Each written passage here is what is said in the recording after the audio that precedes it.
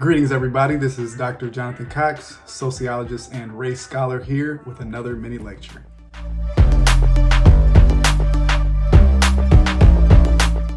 All right, so today we're going to be talking about conservative legislation in education. Now, in 2022, the Florida Senate passed HB 7. It's also known as the Stop Woke Act. Now, this was a bill that restricts the ways in which public educational institutions can teach or train about topics related to race, gender, and discrimination. Now, this bill was introduced by conservative legislators and passed along party lines. Now, in brief, HB 7 provides that Florida educational institutions may not subject any students or employees to training or instruction that, quote, espouses, promotes, advances, inculcates, or compels such student or employee to believe any of 8 specified concepts that are based on race, color, sex, and national origin. Now, for example, the new law outlaws teaching that a person, by virtue of his or her race, color, sex, or national origin, bears responsibility for and must feel guilt, anguish, or other forms of psychological distress because of actions in which the person played no part, committed in the past by members of the same race, color, national origin, or sex. Now, in other words, the law prohibits teaching people that they should feel guilty or are responsible in any way for the actions of their ancestors because they themselves did not do these things. Similarly, another concept that's highlighted in this bill outlaws teaching that a person's moral character or status as either privileged or oppressed is necessarily defined by his or her race, color, national origin, or sex. Now, again, here, in other words, what this is saying is that the law prohibits teaching people that they experience any form of privilege associated with their race, gender, or national origin. Now, ostensibly, this law does not outright prohibit discussion of these concepts, only that educators cannot espouse or compel the students to believe particular views, but instead they must teach in an objective manner without endorsement of the concepts.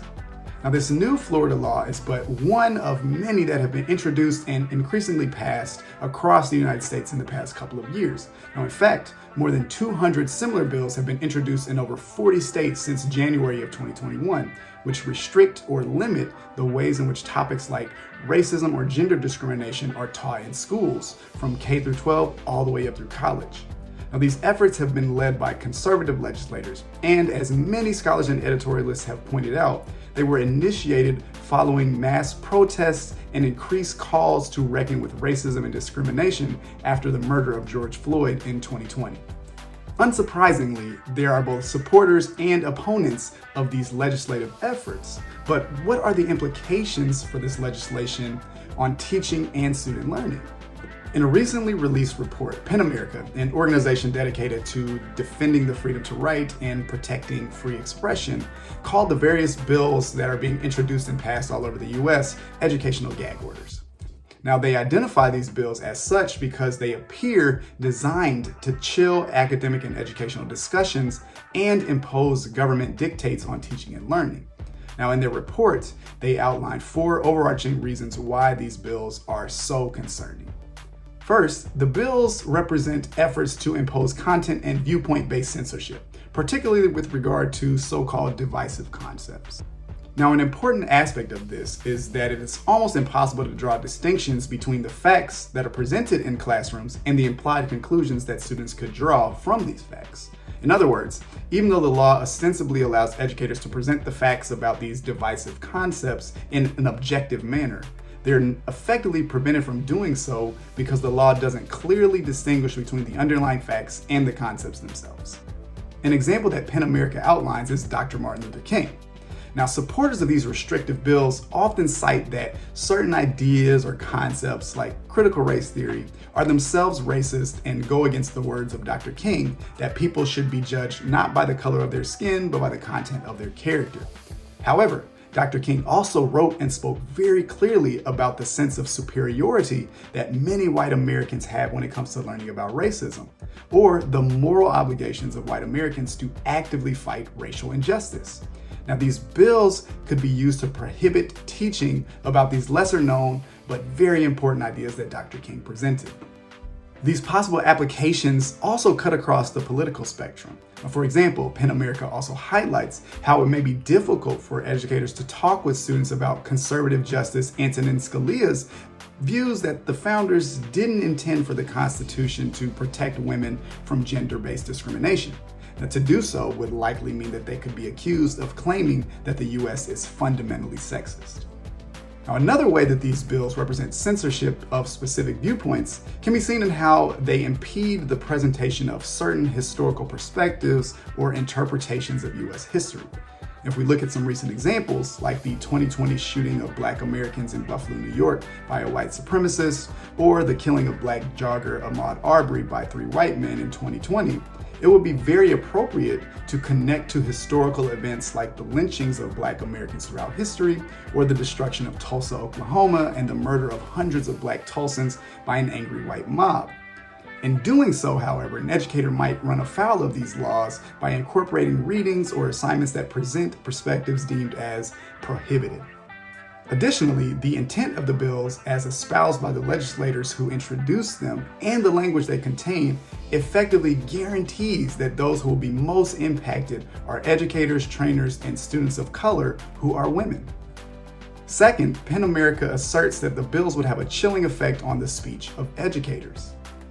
To understand how the chilling effect works, you need to think not only about how the laws prohibit certain expression, but also the extent to which people may self-censor out of fear of punishment or negative outcomes.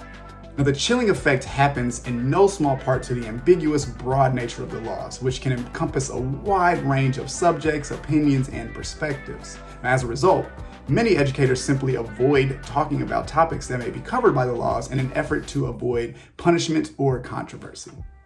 Third, these bills are based on misinterpretations of how intellectual frameworks are taught, which can limit an educator's ability to teach a wide range of subjects.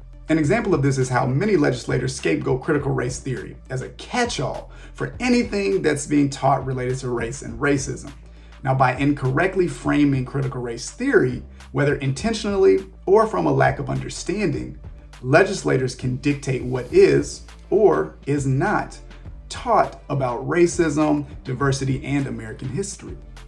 This mischaracterization is so broad that it conflates age-appropriate discussions about history and diversity in K-12 schools with college-level discussions about systemic racism, which even then are typically taught among a range of other theoretical perspectives and frameworks. Further, many of these bills contain obvious historical inaccuracies or are based on incomplete and ill-formed perspectives on American history. Finally, PEN America highlights how many of the bills are misleadingly framed as protecting free speech and academic inquiry, when their purpose and intent is to do the exact opposite. While many bills are written to ostensibly protect free speech and prevent educators from compelling students to believe certain ideas, the legislatures that drafted these laws single out specific beliefs and viewpoints as problematic, showing a bias against these perspectives. Introducing legislation that prevents educators from compelling students to believe certain ideas seems legitimate. However, this is largely unnecessary, as the First Amendment already protects against this. In actuality, the outcome of these laws prevent educators from teaching about certain ideas for fear of violating the law. As PEN America writes, it is a short journey from "you can't force this belief on students" to "don't discuss this belief with students." There are many other scholars and educators who have written or spoken about the potential impacts of these restrictive bills. And since some have already been passed as law and gone into effect, some educators have already begun to feel the impact of this new legislation. I encourage you to do some of your own investigation to understand the origins and impacts of these laws in your own state and across the nation. If you are a student, I also encourage you to think about how your own education is being affected. What topics are you missing in your classes? How are discussions about difficult subjects being handled by your professors, and how do they compare to discussions in previous years? However you ultimately decide to feel, make sure that you are being thoughtful, critical, and thorough in your own consideration.